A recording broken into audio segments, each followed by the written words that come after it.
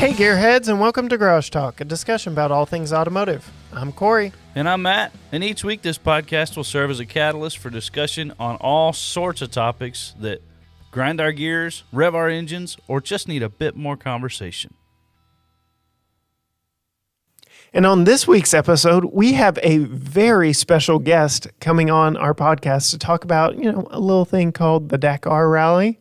That's right. None other than Amy Lerner from Team Lerner. She just finished the Dakar Rally 2021 in probably the most famous vehicle for the 2021 rally. Yeah, it made it in all the social media posts, and we will hear more about that vehicle as we go online with Amy here in just a little bit. Just a truly awesome story of not only the rally itself, but how she got there. Oh, yeah. Not only in life, but actually getting there and seeing her car for the first time, and just so many interesting things that fell in place at the right time. And I don't know, just made one heck of a journey for her. Most definitely. And I know your wheels, your gears are already spinning and turning. Man. So, gearheads, you can support us and our habits and our addictions. Head on over to patreon.com/GT Garage Talk and, make our dreams come true. That's right. Get us to the Dakar ourselves. Just a true blast to not only get to meet virtually Amy, but to hear her story and have her share just her experience. Like I said, not only getting to, but experiencing the Dakar itself. Huge thanks to Sue Mead for the connection. Just a mutual friend of both of ours. She played a big role in Amy's Dakar run. We're very grateful for her and her connection there. Well, we are jumping on this week with Amy Lerner. We are so thrilled to have her on our podcast and to share her story of not only this recent run on the Dakar, but what even got her to this place in the first place. Yeah. So, Amy, welcome on board. Thanks so much. Great to have you. I will say, why don't we start at the beginning, so to speak, and give us a little peek into who you are, your life as a gearhead. My life as a gearhead, I jokingly, but actually probably truthfully say that it began as soon as I was born. My father was a collector and huge fan of antique cars. I grew up around, Model A's, Model T's. He liked to collect pre-war, with the war being World War II. So some really, really old stuff. And I just, every chance I could get, I was outside with him in a barn somewhere, holding the steering wheel, pretending I could crank the engine, and then as I grew, learning more and appreciating more, and then just starting from when I was probably 10 years old, driving whatever I could. Nice. Which morphed into just a love of every kind of car. And the off-road component of it, and off-road racing for me, started rather late. About 12 years ago, I read an article in the New York Times about an event called the Gazelle Rally, which was a 9-day women's orienteering rally across southern Morocco, where you figure out where you're going using paper maps, compasses, rulers, pencils. All your electronics are checked at the door. You don't see your phone for 10 days, and you've got to figure out where you're going. That sounds glorious. That was my first off. Yeah. Everybody jokes, I don't really hear it so much anymore, but about how women, don't know where they're going, but we actually do an incredible job of figuring out where we need to be. And Absolutely. It was just, an insane experience with the terrain. And it just kind of really got me hooked on the off-road bug, which I had never done prior to that. That's and awesome. From there sort of evolved into, what else can I do? Went back 3 more times to the Gazelle Rally, started doing some racing, which led me to the Dakar. Very cool. So digging a little into your personal vehicle history, you said you grew up around practically everything classic and Yeah. all, I don't even know how to emphasize the word classic, because pre-war, those are the real Ancients. classics, Yeah, those are antique. Yes, there you go. That's probably the more correct term to use. What are some maybe notable cars in your history or vehicles, other than what you've driven in these races, that make up your personal vehicle history? I had a lot of really cool opportunities because of what my dad collected to drive some really old cars. I mean, the oldest being a 1914 Model T jitney wagon. Gosh, a couple of different Model A's. I learned to drive in a 1950 Dodge pickup truck that my dad strapped wood blocks to the pedals and put me on a couple of cushions and basically turned me loose in the yard. Awesome. And I figured out how to shift and drove around. I did kiss a couple of trees here and there. Yeah. But that was, one of my fun cars. As soon as I got old enough to buy my own cars, my mind turns towards sports cars. So I was able to drive a couple of Porsches over the years. Right now, my daily driver is a car I actually love a lot. It's a Dodge Durango SRT. Nice. So room from all the suburban mom stuff and a really nice growly V8 engine, which gives me a grin now and again when I'm going to the grocery store. My off-road vehicles, most of my early competition was done in a 2012 Jeep Wrangler. Okay. And one thing that I didn't mention, which will tie into one of my other favorite vehicles, is that my first off-road lesson actually came from a legend in off-road racing named Rod Hall. Oh, wow. And I had no idea who he was. Met him, in the Imperial Sand Dunes. And if you have had a chance to meet him or get to know him at all, he's super low key, super humble. And the first day, I'm kind of wondering, does this guy really know what he's doing? Because anytime I would have a question, he would answer me with, well, what does Amy think the right thing is to do? And I'm thinking, is that his way of teaching, or is this guy not really sure of what the answer is? I was very quickly disabused of my notion that he didn't know what he was doing when we went to a restaurant one night and the whole place just got silent. And then I hear this whisper of, "That's Rod Hall. That's Rod Hall." And, got home, Googled him, figured out who he was, and went, whoa, okay. I guess that was a good guy to learn from. And he and I became friends and, over the years stayed in touch and did events together, and which led me to the production of my documentary film, which was about Rod Hall. But over the course of the filming, I'm sorry, this is a long story to get to one really cool vehicle that I had a chance to drive. But that's awesome. Rod asked me if I would race the Mint 400 with his granddaughter Shelby in his 1968 Baja 1000 overall winning Ford Bronco. Oh my goodness. That was probably one of my coolest driving moments. That's incredible. Yeah, that was pretty amazing. So to say you've got a pretty good record of vehicles under your belt is an understatement by far. It's been a lot of fun. Yeah. So I do have to ask, any plans on upgrading your daily driver to the Hellcat-powered version? Ooh, sorely tempted. Sorely tempted. Yeah, I got a small chance to drive one in Austin at the event where I met Sue, and it was a blast. I jokingly told Matt as I was telling the story, I don't know if it was just how late in the day it was, the fact that I hadn't eaten, that it was a hot Texas sun, or anything like that, but I may have tested out the launch control in that vehicle, and it may or may not have given me a very nauseous feeling after it. The acceleration in it is insane for a vehicle that size. I was just completely blown away. Wow. So allow me to tempt you more and say yes. Yes, you should. I might have to revisit that idea.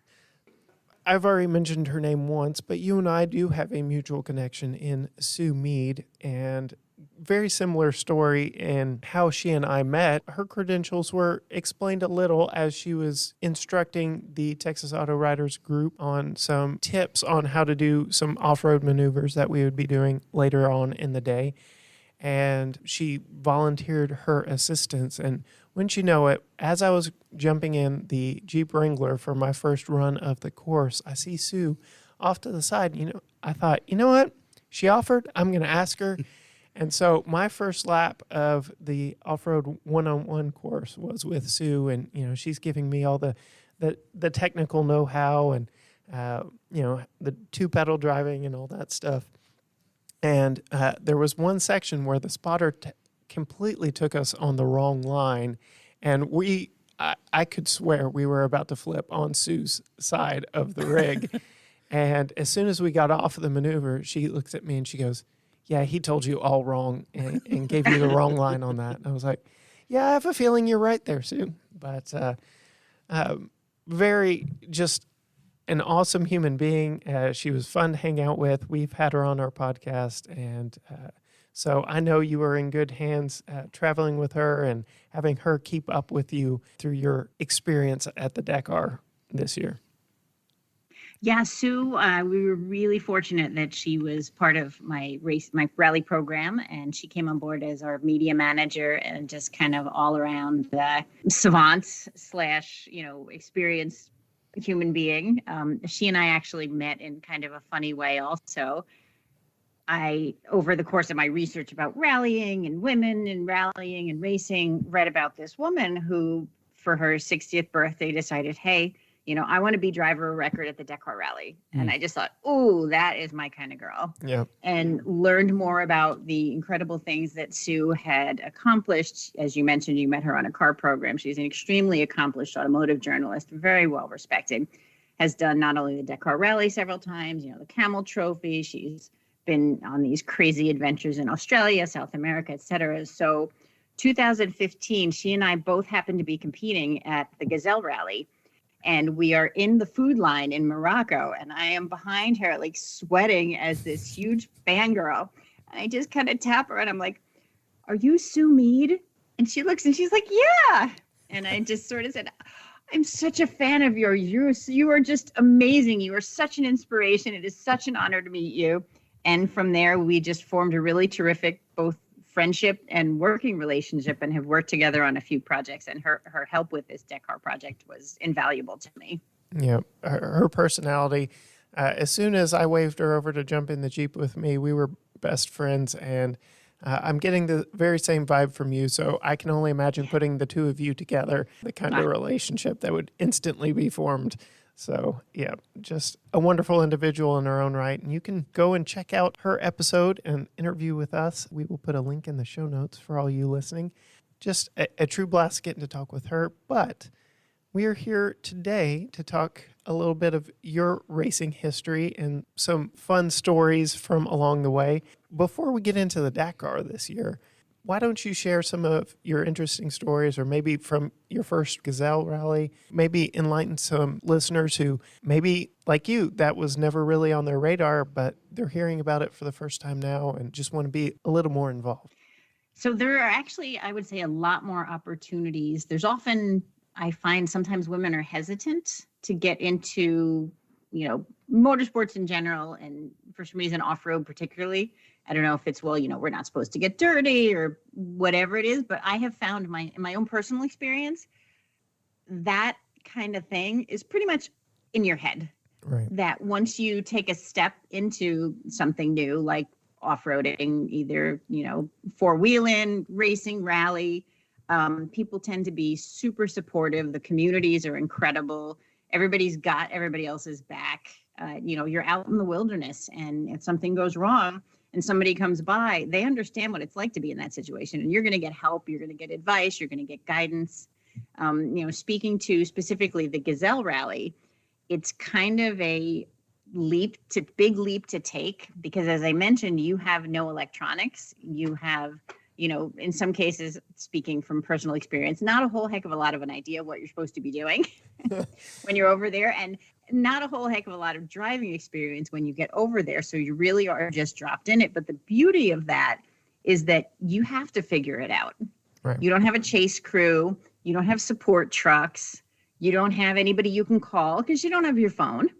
So it's you and your co-pilot, and you have to dig deep and handle whatever comes your way. So it really gives you a tremendous amount of confidence to have accomplished that type of an event, and then gives, again, speaking for myself, gave me a lot of confidence to say, hey, I did that. And then I went back, and then I did really well. We ended up in the top 10, and maybe I can try something else. And to then move on to, the next event that we did was the Australasian Safari Rally, which was a race of a rally, not a navigation rally, not an orientation rally, but a speed rally. And to go there, again, limited experience, a lot of confidence that I would, whatever it was, I could figure it out. Right. And again, managed to be successful and just, continue on into other events and other experiences. Yeah. So with the Gazelle Rally and the Rebelle Rally, those are both navigational rallies, correct? Yes. Yep. And very similar in format in that all electronics are left at the door and you navigate your way through it the old-fashioned way, the way we used to, right? Yep. So I personally heard about the Rebelle Rally for the first time this past year as it went on, and just seeing all the stories pouring out of that was amazing and inspiring just in that feat. This podcast has really broadened my scope of what is out there when it comes to motorsport, because when you think of, a race or a rally, you're thinking, you've got to be first. It's all about speed. And what's Ricky Bobby's line? If you're not first, you're last. Yeah, there it is. And there's so much more to it. And all you had to do is get out there and look for it. And there are opportunities for all people, all skill levels, amateur, professional. And I don't know.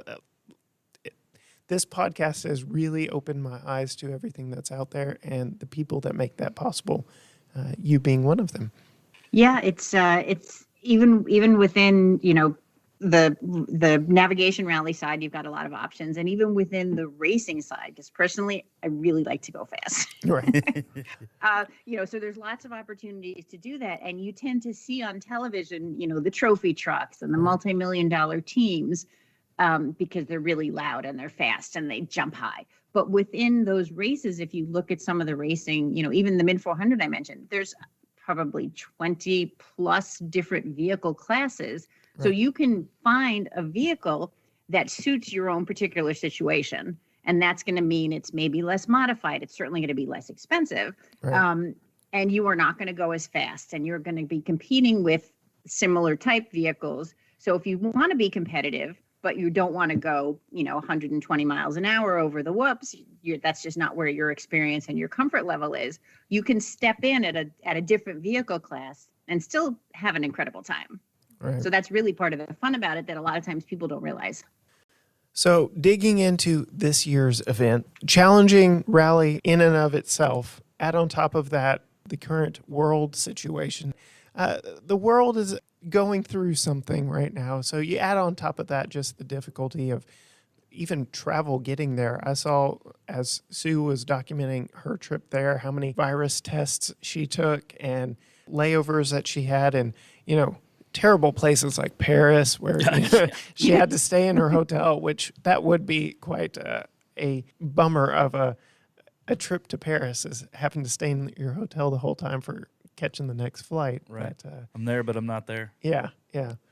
Lead us into it a little bit with your experience getting there, so to speak, whether it be the actual physical trip or, levers you had to pull, people you had to meet, things of that nature. So I had decided on October 15th of last year that it would be fun to see if maybe I could pull a program together to go to Saudi Arabia and compete in this new competition they were adding called the Dakar Classic. And registrations closed on October 30th. So I gave myself 2 whole weeks to figure out if it was possible. I don't know about you, but I work best under pressure, so it appears you do as well. Yeah, I was like, well, okay, let's see what happens. But I have a friend from the Gazelle Rally who also worked for the organization at Dakar, and called him and said, hey, I have this crazy idea. And he said, well, there's not really a lot of time. And I said, yeah, but let's see what happens. So he called someone who called someone who called someone who found this vehicle that was already prepped for rallies, modified the way it needed to be, and for sale. And it turned out to be the right decision. So I got the vehicle side of it going, and then we worked on all the rest of the logistics, which is who's going to provide the support, where do we sleep, how do we get there. got everything dialed in. The car was ready. It was put on the boat in Marseille on December 4th. And on December, I want to say 15th was when the UK COVID variant, sorry, I said it, That's all right. appeared on the scene, and a lot of countries just slammed shut their borders, and Saudi Arabia canceled all commercial flights, which meant that no one was going to get there. Right.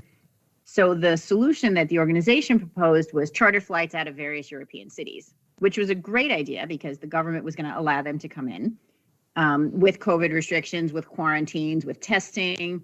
And it created an issue for those of us who were coming from the US, because how do we get into Europe? Europe doesn't want us, Right. even to fly out again. Right. So we went through, I think, 3 or 4 different sets of flight changes until we finally were able to get ourselves to a variety of European, Sue and I get ourselves to 2 different European countries. So she was by herself in Paris. I was in Barcelona, got our charter flights, got to Jeddah, quarantined for 2 days with testing, quarantined for another day. And finally, after 3 days of negative testing and quarantining, were released to go and see our vehicle. This was the day before the prologue started. Wow. So this car that was built in Belgium, I had never seen it. I was hoping to have a couple of days of testing to go out and check it out and get accustomed to it. Turned out that before the prologue, I drove about 100 meters in a parking lot. Wow. So it was really challenging, but the good thing was that it worked. Yeah. It was an incredible logistical challenge for the organizers, but everybody really wanted to be there, because if you didn't follow the rules and something happened, your whole team was out. Right. You were all quarantined and sent home or some combination. Right. So it was an incredible accomplishment that it happened at all. So about that vehicle, anyone who likes any of the Dakar's official social media has definitely seen your rig from this rally, because I'd say it was in over 50% of all video clips and pictures. It was, to steal a phrase from Sue, the belle of the ball. Why don't you tell us a little bit about the vehicle that you piloted through this?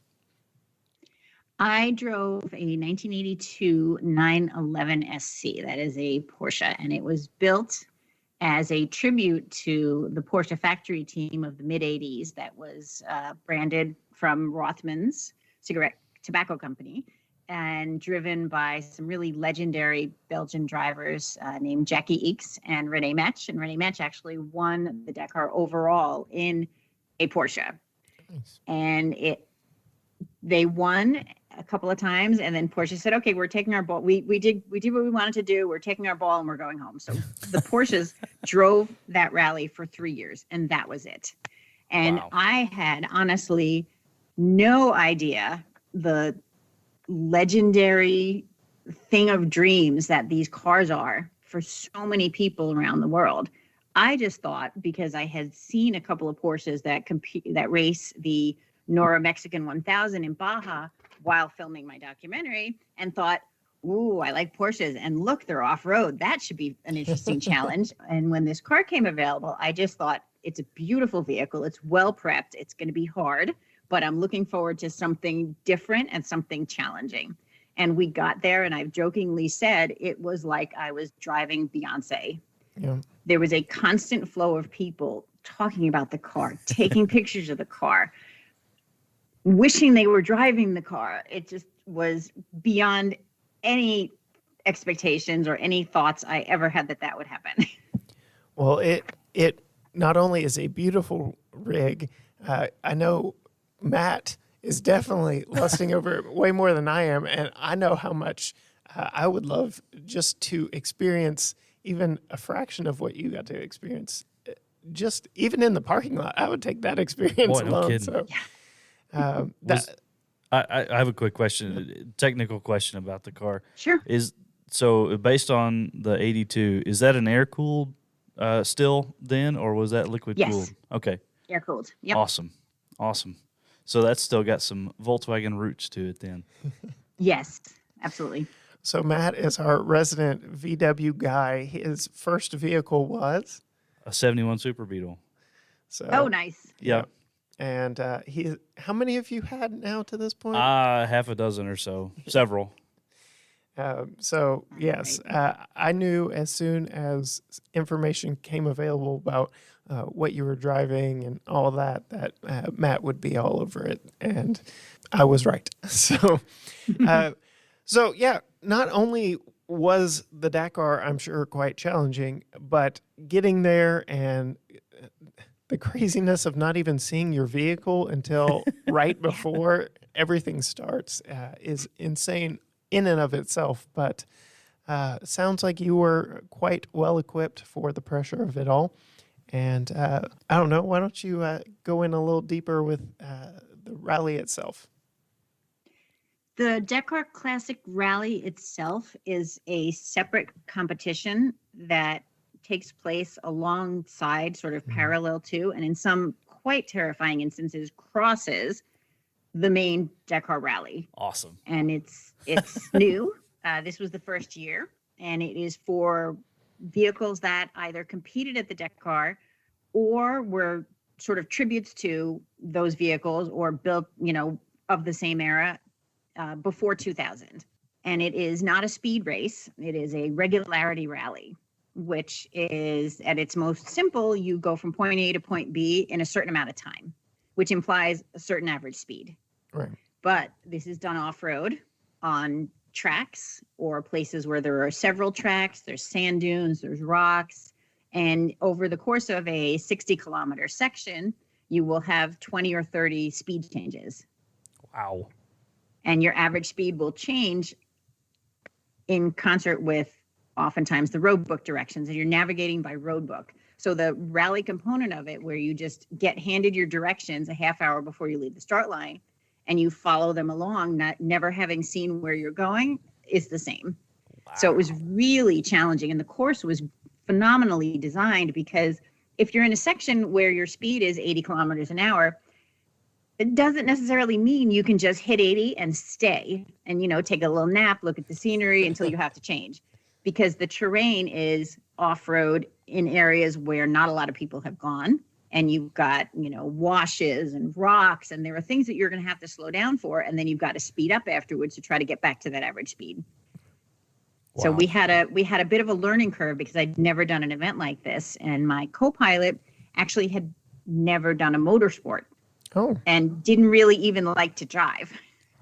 So I dropped her right in the deep end, but she was phenomenal. Her name is Sarah Bossart. She is an architect from Barcelona. And she was my second choice for navigator. I had someone with experience, and she was unable to go. So I racked my brain and said, well, do I want to just pull in a really talented navigator, or do I want to have some fun too? Because we're pretty good friends. Right. And I brought it up to her, and she said yes in about 3 seconds, and immediately started learning what it was she had to do. So she changed her first tire on the side of a highway in Saudi Arabia. That was an amazing accomplishment. And by the end of the rally, we really had a good rhythm going. Yep. Fantastic. Sounds like a good friend to have in the back pocket. Boy, no. Yes. So might be fun to talk to her and get her side of the story as well. Yeah. Candidly, she may have a little more to tell than even you might know. Who knows? Yeah, her perspective will be different. Yep. Yeah. So speaking of maintenance and taking care of, again, you were in the classic rally, and as you pointed out, had to be manufactured before 2000. So what kind of mechanical issues did you come across through this?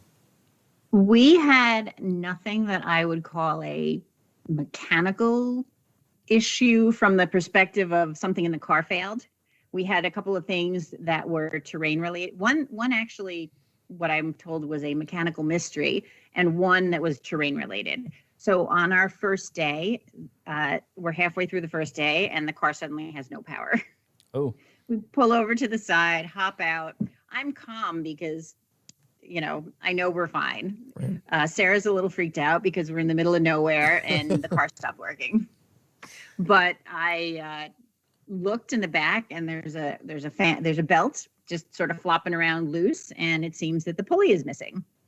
And the pulley was found when our assistance truck rolled up behind us. I'll explain what those are in a second. And it looked like the pulley had shattered. So we ended up getting towed back to the bivouac, and our mechanic who prepped the car said that he didn't know how that had happened. The car wasn't too hot.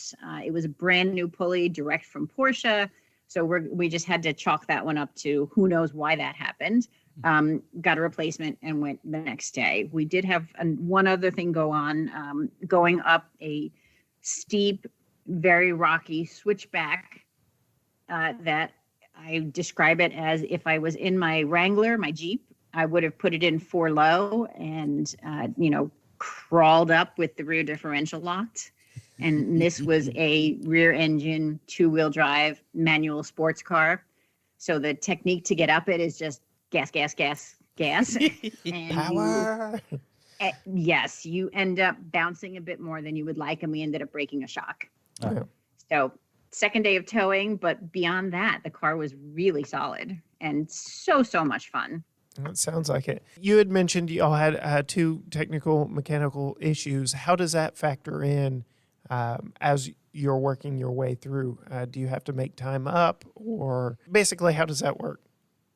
So you are scored by how close you come to the prescribed time for a given section, and you get points. And you get, I believe it was 2 points a second if you show up too early, which means you went too fast, and 1 point a second if you went too slow and you show up a little later. So they're obviously trying to make sure that people don't go too fast, because these are 40-year-old cars. Some of them actually had raced the Dakar, and they cannot be replaced, these vehicles. So they wanted everybody to have a chance to keep the car intact and encourage you to not speed. Right. If you have a breakdown in the middle of a section, you, depending on whether it's repaired and you're moving again, or if you need to get a tow and you're out, you then get penalty points. And there's a maximum amount of points that you get if you miss an entire section. Gotcha. One thing that differs from the main Dakar rally is if you break and you're out and you miss a section, you, depending on when you can come back, are then removed from the rankings and compete in a category they call Dakar Experience. So you can continue to rally, you're just not ranked. Gotcha. In the Dakar Classic, you just miss what you missed, you get the penalties you get, and you're back in it. As soon as you can come back in, you're back in the competition, and you are still ranked. Very cool. Very cool. So, all said and done, you've run your race. You've brought your first-time experienced or inexperienced co-pilot with you. Only 2 mechanical issues. Where did you finish? We finished second in our class and 15th overall. Wow. Yep. That is awesome. So, how would you summarize your experience? Oh my gosh! The only thing I would say was just incredible all around. From a competitive standpoint, it was a high level of competition, extremely challenging. The Dakar Rally experience, in and of itself, it's the most epic in my mind, the most epic motorsport event on the planet. And you are a part of you are in the bivouac. You are next to the top racing teams. You are camping next to them. You can go say hello. Everybody wants to chat. The race cars cross the classic track on a couple of instances, so they come flying by you. So if you love rally, you are in it. And then to talk about the terrain in Saudi Arabia, it was truly spectacular. I mean, I have driven in a lot of places and have had an opportunity to see a lot of places, and I have never seen terrain like this. And to know that you're one of the few people who is able to go and drive this, because it's a country that has not really been open to tourism, and they're just starting to make some changes and open up. It was just incredible, really incredible. Yeah. That is awesome. When are we going, Corey? Yeah, It'll be a little bit, Matt. There was a Volkswagen Beetle that competed in the Classic. Awesome. Actually built in California, shipped over to a couple of Belgian guys. Fantastic. So, digging into that last statement of getting to see basically the world as you've experienced different races, different rallies, and things of that nature, where would you say, I know Saudi Arabia is probably on the top now, one, because it's fresh, and 2, again, like you said, it was just unbelievable. Where are some other really cool places that rank high on your list? probably everywhere now. Actually, Western Australia was also amazingly beautiful. And it was coming from a New York City suburb where there's a lot of people and a lot of buildings and a lot of stuff. And even having been to Western United States, the Southwest, just the vastness of Australia was astonishing to experience. Yeah. Going back to Sue and her story of what got her started, it was wanting to see the world that really made her venture out. And I just think that is one of the awesome things. My wife is in the travel and tourism industry, and she says she lives in a constant state of travel. I know that that speaks to her, and then the gearhead side of it speaks to me, and I'm like, now I just got to figure out how to, start a Garage Talk race team, and there we go. We've got our support staff right there. So, as two really big fans of both Top Gear and the Grand Tour, you took essentially what they do on the regular, buy something sight unseen, and then just take it to crazy harsh environment and decide just put it through its paces. And lucky for you and for all of us listening, you did not experience what our good friends Jeremy Clarkson, Richard Hammond, and James May have had to put up with in all their fun and shenanigans. So that is just an awesome story all in itself. Only two issues, essentially buying something sight unseen and racing through the desert. That's good old German engineering, right, Matt? Definitely, definitely. So my introduction to the Dakar was a long time ago. I was probably in grade school still, and just happened to be flipping through one afternoon on the television, and Dakar was actually on, and they were airing live, or at least pre-recorded live, the race that year. And, I mean, instantly I was hooked. But I was also blown away, and still am, at the idea that you put a couple of people in a vehicle, and some of these people are on quads and dirt bikes, so they're out there by themselves, literally in the middle of nowhere for hundreds of miles at a time. And from what you've said, you're going by directions on a book. There's no GPS, really. There's no extra anything. It's here's the keys, here's your map, figure it out. Best of luck to you. See you at the next stop. Yeah, that's really what it is. You do, that said, you do also have, we had a small track, and I think the main rally uses Eurotrack, which is a safety device. Okay. And it is the way that the organization knows where everybody is at all times. Okay. And it's got several buttons on it for a breakdown, an accident, a medical emergency. So you can push it and someone will come and get you. Gotcha. Okay. So what is, and like I said, this might be even more of a fun question for Sarah than you, but what is the mentality as you are getting in for the day and for the run that, all right, you just got your book 30 minutes ago. Here's the rundown. Let's hit it. Yeah, you have to just shut everything else out and you focus. And most of our days started with the liaison, which is a highway section, which brings you to the beginning of the competitive section. Okay. So while I was driving on the highway, she was flipping through the road book, and she had colored Sharpies and marking if there's a caution, if there's a speed zone, anything that could get us in any trouble. She goes through and marks, but you can't really visualize. You don't really know what you're going to see, because a caution is going to be, a note on a road book is a couple of squiggles and an arrow and maybe a couple of exclamation points. Yeah. So you know that something bad is coming, but you don't know what it is. So even if you do have a chance to flip through it a little bit, you still don't know what you're going to see. So she's doing that. And she's also then, because it's a regularity rally, working through every speed change and where those speed changes are going to be, and getting us set so that we are prepared that we go, 1.5 kilometers at 55, and then we go 3 kilometers at 30, and then you go, 1.5 kilometers at 90, then you go 2 kilometers at 110, and then you go back down, so that is all sort of teed up in her notes so that she's ready to read it, because as we're going, I'm not looking at any of that. she's constantly giving me information. Oh. And I've got to adjust to it and adapt to it and translate what she's saying to what I'm seeing so that I can drive at the speed I'm supposed to drive. Yeah. That's incredible. That is too cool. It's hard. I don't know what I was expecting, but it was really challenging. Really challenging. My brain just hurts trying to think of, like, I'm more of a one-track mind. I've got to do this. I've got to do this. So if I were your co-pilot, that would not have been an optimal situation. I'll just put it that way.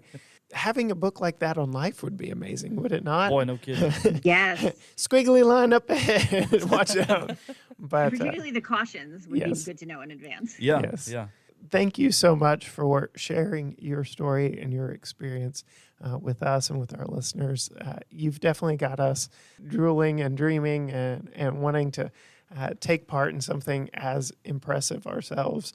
So we'll pencil that in or draw that in on the whiteboard and see how long that stays before we can actually check that off. So, and to kind of tie into that a little bit, what would you say would be highly recommended, if not required, steps to take to prepare for the Dakar? And roughly how much does it cost to run the Dakar? I mean, you basically built a team in a matter of weeks and had this thing put together and assembled. That's a lot to do at all, let alone try to do it in such a tight time frame. But what kind of financial burdens come along with trying to race in another country on the other side of the world? It is not insignificant, and it really can be a wide range because of the sort of last minute nature of my particular program.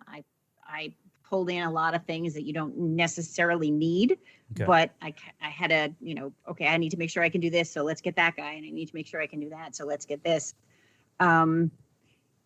That said, there were two guys from Italy who had a Peugeot 504 pickup truck, and in the back of the pickup truck were their spare parts covered with a tarp, and that was their team. Oh, wow. That was their team. The entry fee for a team with a vehicle is 10,000 euros. Again, still not insignificant. Right. And then, your cost for your car and your spares, and that was kind of I don't know if you know the Malimoto expression for a certain category of motorcycle riders, where it's a person, a motorcycle, and a bag of stuff. No mechanics, no team. They fixed their car themselves. That was the Dakar Classic equivalent of it. And then you can go up from there. For the main rally, I've been told that a minimum is somewhere between 300,000 and 500,000 euros. Wow. Less for the Classic because the fees are less. Right. You probably have similar depending on the kind of support, but you can team up with people and share a support truck, share mechanics. So you can really bring the costs down. You're probably looking at somewhere, if you're coming from the US, the travel's higher, $100,000 range, without a vehicle. But there are ways to make it less than that. And there are, of course, ways to make it more. Gotcha. Very cool. You did touch on a little bit the support truck or the assistance truck, as you called it. So what was that? How did that look for y'all, for your team?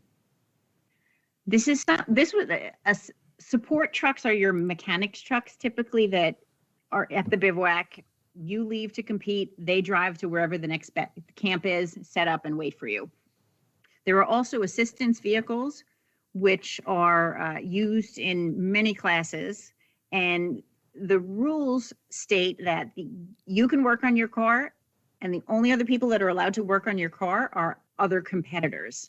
So that then creates this sort of class of vehicles that are trucks, usually, that are filled with 3 mechanics and all of your spare parts. And they then will enter the rally and ride behind you in your class. So, the guys in the car class in Dakar, they all have this kind of thing. And the UTVs have it. So it's a common thing. So when I was putting my program together, a woman named Judith Tomaselli, who was my contact in France, who knows everybody, said, hey, my friend's got an assistance truck with a couple of teams that's already entered. Do you want to, share his services because you don't know the car and this and that? And I kind of went back and forth, and it turned out to be a phenomenal idea, because when we did have a problem, they were going to ride up behind us and give us a tow. Yeah. Or, if there was something, we didn't have anything really that broke down, like I said, that could have been dealt with on the course. But if there was, they would have been able to do it. So that was a kind of a worthwhile thing. But again, if you're thinking of budgeting, you don't have to do that. Yeah. Very cool. I'm ready. I want to go. All right. Well, I'm here if you have any more questions. I love it. Thank you. Wow. Okay. Yeah. Maybe this was a dangerous interview for us to have, because now Matt's spending all of Garage Talk's money on.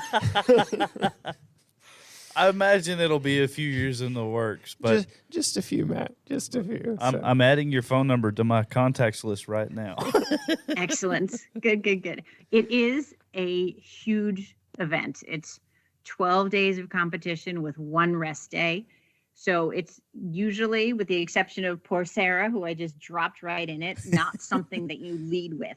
Okay. You would build up with as much seat time as you could possibly get, ideally in the vehicle similar to the one you think you want to compete in. Yeah.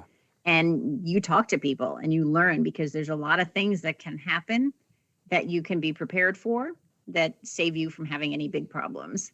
So it's really something, go to races, talk to people, reach out on social media. Hey, I'm thinking about doing this. I'm thinking about doing that. And you get information. And oftentimes in off-road racing, in certain events like, the Baja 1000 or the Score races, you can have multiple drivers and you can have multiple co-pilots. So people will share a race with, 8 different people in the vehicle. Okay. So you can have an opportunity to go and ride as a co-pilot and learn and ask questions and just get yourself going that way. Nice. And get yourself to the point where you're not going to outdrive your talent, as Rod Hall would say. Yeah.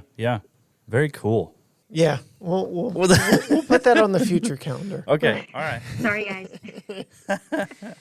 All right. Well, again, just thank you so much for sharing your story, and looking forward to sharing this with all our listeners.